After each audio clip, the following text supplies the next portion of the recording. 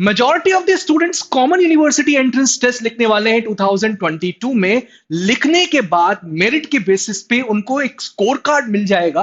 पर आपने क्या सोचा कि जिस यूनिवर्सिटी को आप टारगेट कर रहे हैं उस पर्टिकुलर यूनिवर्सिटी के लिए काउंसलिंग प्रोसेस क्या होगी?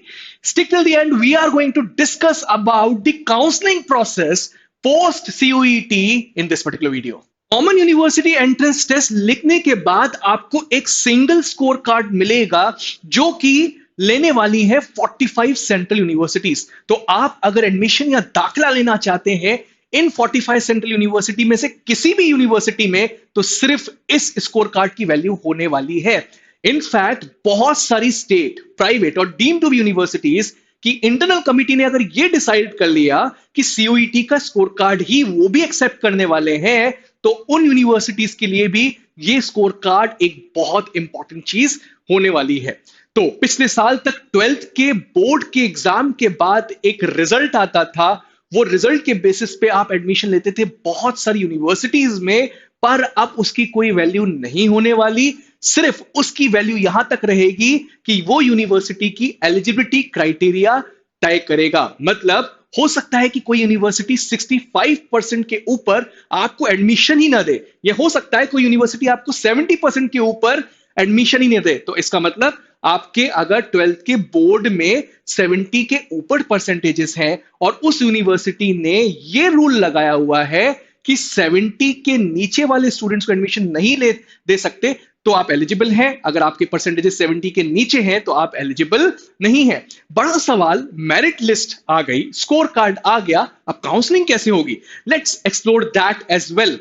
सबसे बड़ा कैच यहां पर यह है कि admission process, admission criteria decide करने का काम यहां पर UGC ने या NTA ने अपने हाथ में लिया ही नहीं है। सो चाहे वो एलिजिबिलिटी एज के टर्म्स में हो या फिर मिनिमम परसेंटेज के टर्म्स में, पूरा का पूरा डिसीजन लेना है उस पर्टिकुलर यूनिवर्सिटी को। General test, general aptitude test की अगर रिक्वायरमेंट भी है तो उसका भी डिसीजन पर्टिकुलर यूनिवर्सिटी लेगी। कौन कौन से सब्जेक्ट्स एक पर्टिकुलर कोर्स के लिए सही रहेंगे उसका डिसीजन भी वो पर्टिकुलर यूनिवर्सिटी लेगी। लेकिन CUET कंडक्ट करवा रहा है NTA, और फाइनल स्कोर कार्ड और मेरिट जो बनेगी वो तय करेगा NTA। तो $1 मिलियन क्वेश्चन वही है कि काउंसलिंग होगी कैसे? फिर सबसे बड़ी बात यहां पर यह है कि NTA फ्रेम करने वाला है एक मेरिट लिस्ट, और वो मेरिट लिस्ट हर यूनिवर्सिटी तक पहुंचा दी जाएगी जो भी CUET के स्कोर कार्ड्स एक्सेप्ट करने वाले हैं। उसके बाद का पूरा प्रोसेस, काउंसलिंग का, एडमिशन का पूरा जिम्मा उस यूनिवर्सिटी के ऊपर है। सो जिस भी यूनिवर्सिटी में आप एडमिशन लेने चाहते हैं वही पूरी की पूरी काउंसलिंग प्रोसेस कंडक्ट करवाएगा। इनफैक्ट यहां तक कह दिया UGC के चेयरमैन ने कि जो ड्रॉप आउट सीट्स हैं वो उसी तरीके से फिल होंगी जिस तरीके से यूनिवर्सिटीज पिछले साल तक करती आ रही हैं।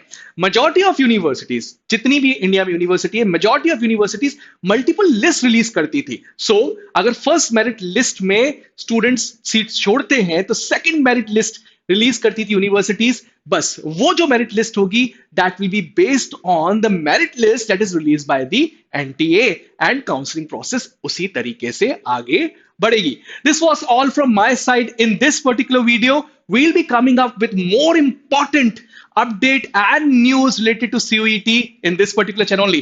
Subscribe CUET Preparation with Supergrads. Like this video if you've really liked it from the heart. Thank you.